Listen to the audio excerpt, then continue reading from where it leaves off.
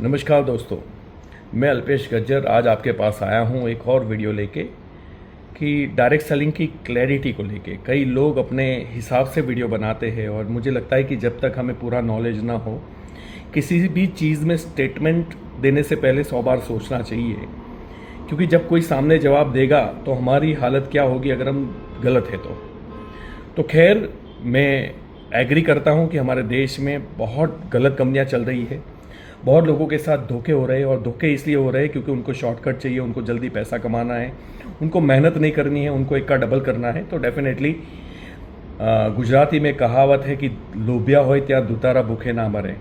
मतलब जहाँ लालच होती है ना, वहाँ दूतने वाले लोग की कमी भी नहीं होती और वो कभी भूखे नहीं मरते क्योंकि उनको ये शिकार मिलते रहते हैं। तो एनीवे, हम समझेंगे आज what is Ponzi scheme, what is pyramid scheme and what is real direct selling.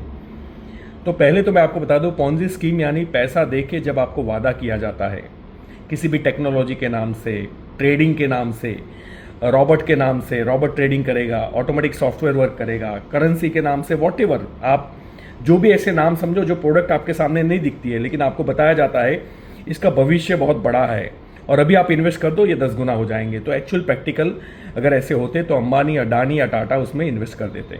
मेरे और आपके जैसे लोगों के 10, 20, 50 हज़ार की ज़रूरत नहीं है। इसे पॉन्जी स्कीम कहते हैं जब आपको वादा किया जाता है पैसे लेके, सामने आपको वर्थ वैल्यू की प्रोडक्ट नहीं दी जाती।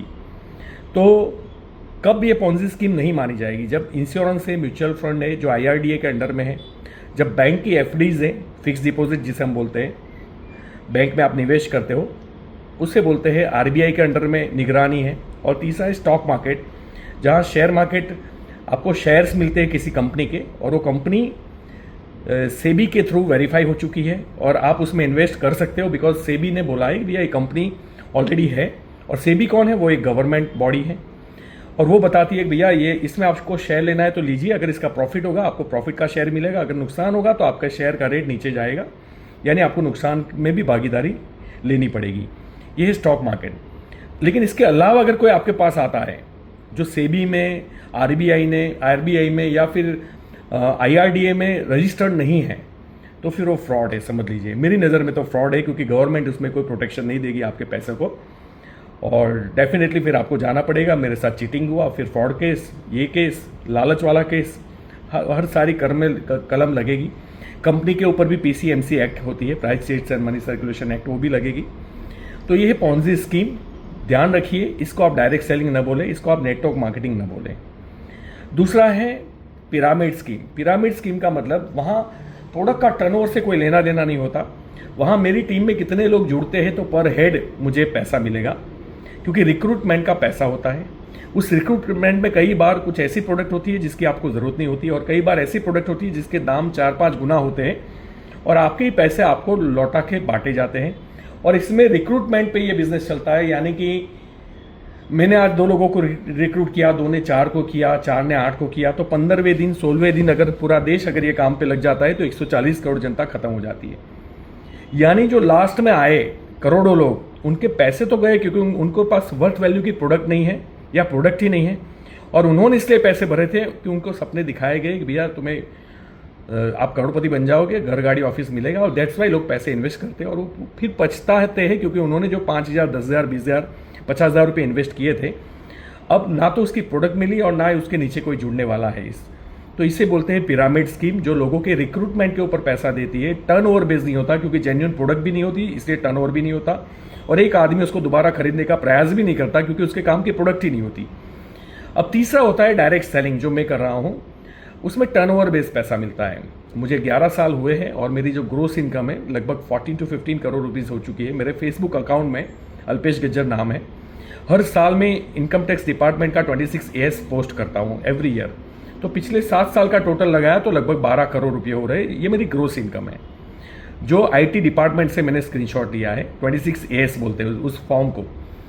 अब आप सोचिए, मुझे पैसा मिला, लोगों को लगता है ये मुझे रिक्रूट करने के, मैं लोगों को लाता हूँ इसलिए पैसे मिलते हैं। भाई साहब, 1 रुपया नहीं मिलता मुझे लोगों को लाने का। जब तक वो अपने मनपसंद की प्रोडक्ट नहीं खरीदते, उसका टर्नओवर नहीं होता, उसमें से 2 पैसे मुझे मिलते हैं। 2 पैसे क्यों बोल रहा हूँ? क्योंकि 100 करोड़ का मेरा लगभग सालाना टर्नओवर जब हमारी कंपनी के पास जाता है, मेरी पूरी टीम का, तो उसमें से मुझे 1.5-2 करोड़ रुपए मिलते हैं। ये ग्रोस इनकम की बात कर रहा हूँ, 1.5-2 करोड़ 100 करोड़ के बाद।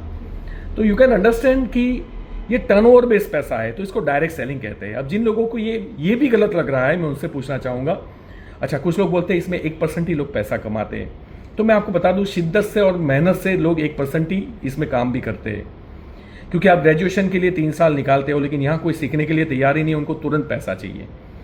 तो यहाँ आदमी का पेशेंस नापा जाता है, यहाँ उसको लर्निंग एटीट्यूड चाहिए, उसके अंदर कमिटमेंट चाहिए, और तब जाके वो सीखता है और फिर वो पैसे कमाता है।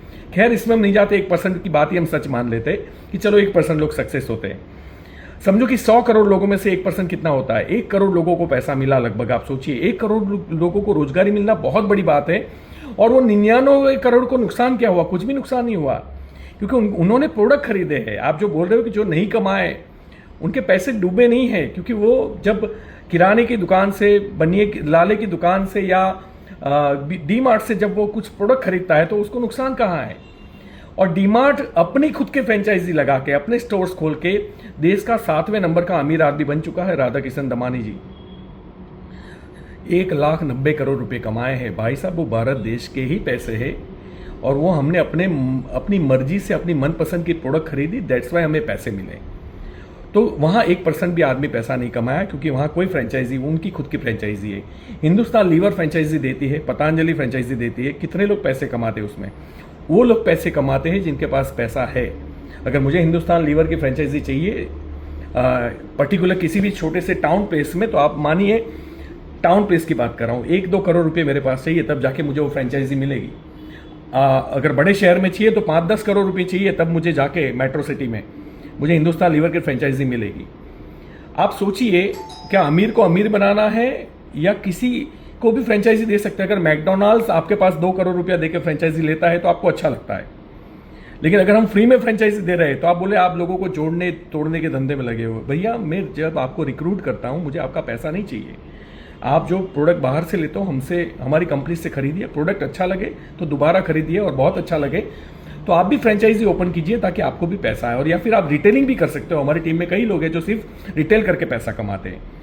तो प्लीज़ आप इस कंपनी के नियम को समझिए, यहाँ किसी को कभी भी नुकसान नहीं हो सकता, सिवा कि आपको किसी ने मिसगाइड किया है, आपसे किसी ने पैसे का लेन देन किया है, वो तो हर दुनिया में होता है। मैंने ऐसे भी लोग देखे हैं जिन्होंने LIC में या पोस्ट में लोगों के पैसे कलेक्ट किए और पोस्ट में पैसा ही नहीं भरा, तो लोगों के पैसे गए। तो LIC गलत नहीं है, ये बात हमेशा समझिए। तो सिंपली मैं आपसे ये कहना चाहता हूँ, आप जाने अनजाने में कोई भी स्टेटमेंट ना दें, पहले क्लैरिफाई करें कि व्हाट इज़ डायरेक्ट सेलिंग। तो डायरेक्ट सेलिंग में किसी को नुकसान नहीं है, जेन्युइन बिजनेस है, रिक्रूटमेंट पे पैसा नहीं आता, टर्नओवर पे पैसा होता है, और टर्नओवर का मतलब टर्नओवर होता है, चाहे दुकान हो, फैक्ट्री हो, या कहीं भी हो, डी-मार्ट हो, what ever it may be. Thank you so much, जय हिंद।